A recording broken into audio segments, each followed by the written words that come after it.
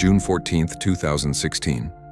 In a small three-story house in a quiet residential area of Bulandshahr, Uttar Pradesh, a young woman was locked in her bedroom and set on fire.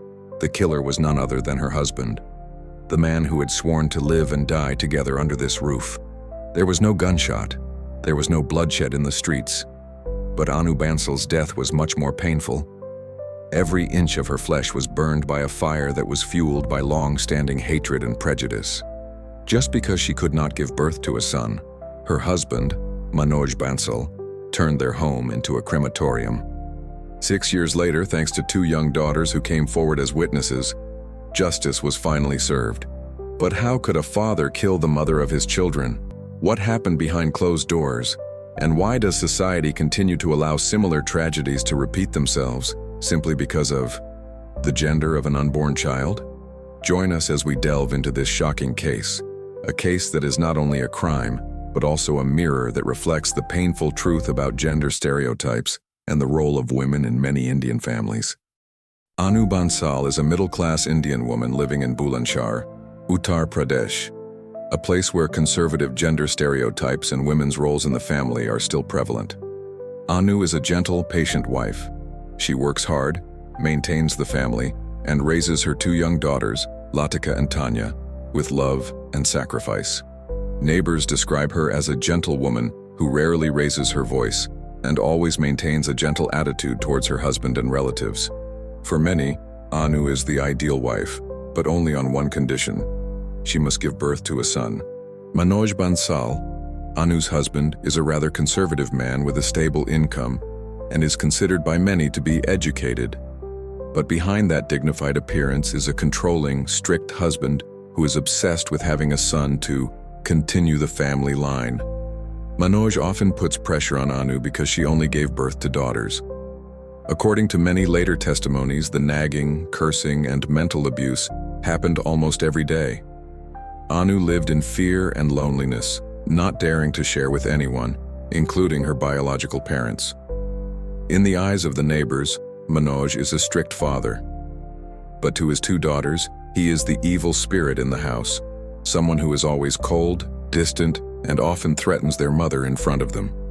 In that spacious three-story house, there was no happy laughter. Although he had two obedient, studious daughters, in Manoj's eyes they were just failures. For him, Anu did not fulfill her responsibility to give birth to a son, and that made him harbor more and more hatred. The suffocation and tension accumulated day by day. No one outside noticed. No one spoke up. Until one evening in June 2016, when the fire broke out, and all that remained was ashes, tears, and screaming testimony in the courtroom 6 years later. Ever since Anu gave birth to her first daughter, Manoj's attitude began to change.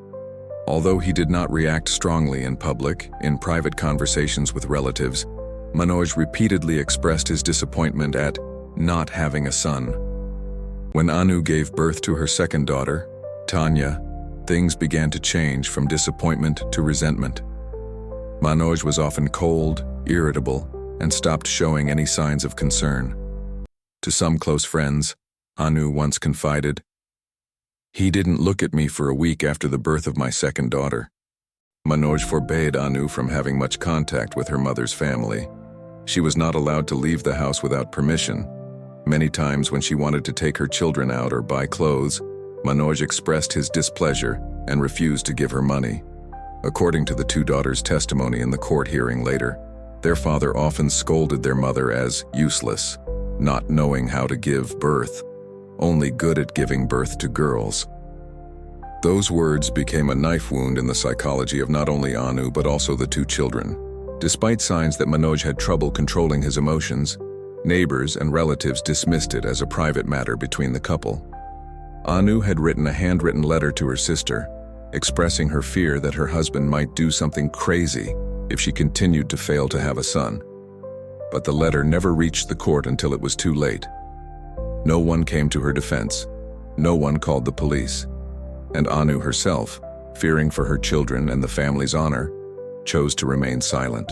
On the evening of June 13th, 2016, the day before the incident, Anu was locked in a room by Manoj for several hours. Neighbors heard loud arguments, One recounted, "We heard women crying, but no one came out. We thought it was a normal marital affair. No one expected that. That would be the last night Anu would be able to live fully with her two daughters." Morning of June 14th, 2016. A normal morning. It seemed so. The early morning sunlight shone through the second-floor window of Manoj and Anu's house. The kitchen was silent, without the usual smell of tea or chapati. Anu did not come downstairs. The children had just woken up, still not understanding what was happening. Manoj Bansal, unusually calm, walked into the bedroom where his wife was sitting, closed the door. No one outside heard the conversation. Then suddenly, a whoosh sound rang out in the room. The fire flared up fiercely. Anu Bansal was locked inside by Manoj, who poured gasoline on her and the entire room, setting the woman he once called his beloved wife on fire. In that moment, the room became hell.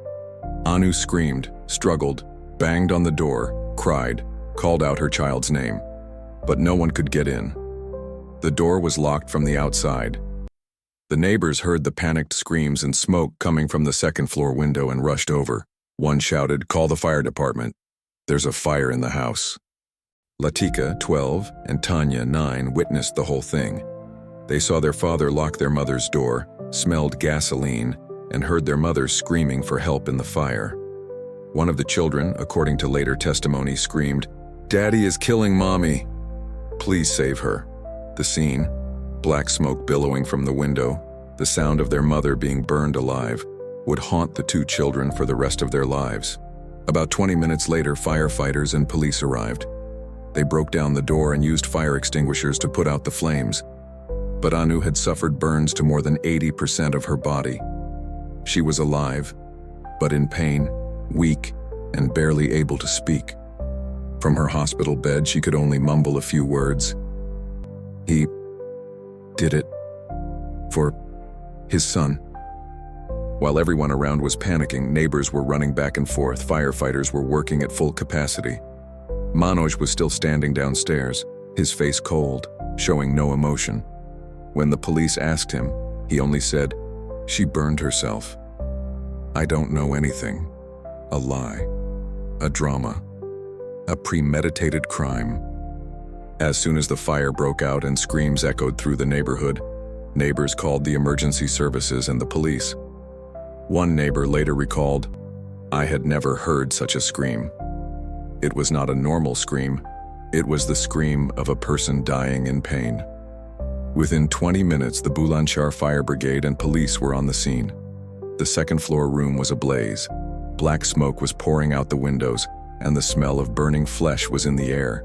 Firefighters had to use an axe to break down the door to enter the room. Inside, Anu Bansal lay curled up on the floor, almost her entire body burned by the fire. Her hair was falling out, her skin peeling off in patches, her eyes wide open in pain. Despite suffering more than 80% burns, Anu was still alive, still trying to move weakly, holding the hand of the medical staff and mumbling a few words that were very faint but enough to arouse suspicion. "My husband, gasoline, locked the door." That weak sentence was the first accusation, the last word from the victim. The police also took Anu's two daughters, Latika and Tanya, to safety. Despite their young age, both were shaking, sobbing, and unable to calm down. After being reassured, Latika said something that turned the entire investigation around. "I saw Dad lock Mom's door, then take a bottle of petrol. Mom screamed, but Dad didn't open the door." The police immediately recorded the initial statement and ordered the scene to be sealed off. The police took Manoj Bansal to the police station for questioning. Initially, he kept a cold face, saying, "My wife is depressed. Maybe she set herself on fire." But when asked about the lock from outside, the petrol bottle in the house, and the statements from his two children, Manoj began to evade, constantly changing his statement. At the hospital, Anu received intensive care, but due to the extensive burns and severe damage to her internal organs, she died on June 19, 2016, after 5 days in the ICU. Her death, painful as it was the beginning of her two daughters' 6-year journey for justice. After the scene was sealed, The forensic team conducted a detailed examination of the room where Anu was burned alive. The report found traces of petrol were spilled all over the carpet, bed, and around the victim's body. A 5-liter plastic can with the smell of petrol was found outside the corridor, near the stairs. The padlock on the door was still hanging, indisputable evidence that the door was locked from the outside. There was no sign of self-immolation or locking of the door. This completely disproved Manoj's initial statement. The autopsy report determined Anu suffered third-degree burns over more than 80% of her body surface area. Cause of death: severe burn shock combined with multiple organ failure. There were no other signs of trauma, indicating that she did not resist or fight before being set on fire. Most likely, she was surprised and helpless. During the investigation, police examined Anu and Manoj's phones. Anu had no outside contact in the week before her murder, indicating that she was being closely monitored. Manoj had several text messages with relatives in which he hinted, "If you can't have a son, what's the point of living?" Another piece of evidence was found: a handwritten note from Anu, unsent, that read, "If anything happens to me, Manoj will be responsible." In a society where children are often left out of the investigation, Latika and Tanya became the key links in solving the case. Latika, 12, testified to the investigator, "I saw my father taking the petrol can. I begged him to open the door, but he didn't listen." Tanya, 9, was more innocent but also said, "Mom cried so hard she called us, but there was so much smoke and fire." Initially, the court did not consider their testimony as primary evidence because of their young age. But thanks to the support of the family lawyer and the Women's Protection Organization, it was included in the case file. Manoj Bansal changed his story several times. At one point, he said Anu was depressed. At another, he said she did it herself out of frustration over not having a son. At another, he blamed it on an electrical fault. But there was no evidence to support any of his theories. Meanwhile, the physical evidence and the testimony of his 2 daughters, increasingly clear and consistent, forced the entire legal system to take action more seriously. After Anu's death, Manoj Bansal was taken into custody.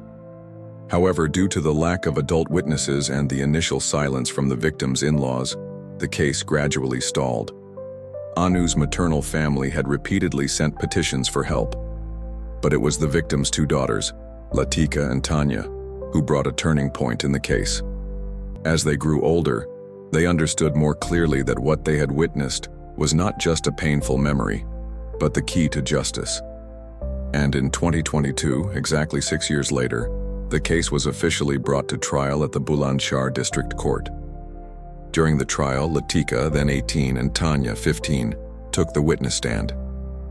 Under oath, Latika said in a choked voice, "We lost our mother to our father." She screamed, called for help, but he locked the door, poured gasoline, and watched her burn to death. The entire courtroom fell silent. A female lawyer representing a child protection organization burst into tears. The audience could not hide their emotions either. The testimony of the 2 girls, unchanged for 6 years, became the most direct and reliable witness evidence. Manoj, standing in the dock, remained calm. He continued to assert that he was falsely accused and had no intention of killing his wife. His defense lawyer cited reasons such as lack of technical evidence, mild mental illness. The incident was not caught on camera, but all were rejected by the forensic report at the scene, the autopsy, the consistent, complete, and honest testimony of his biological children. On 27th of July 2022, after nearly 2 months of deliberation, the Bulandshahr District Court pronounced the verdict. Manoj Bansal was sentenced to life imprisonment for attempted murder, Section 302 IPC.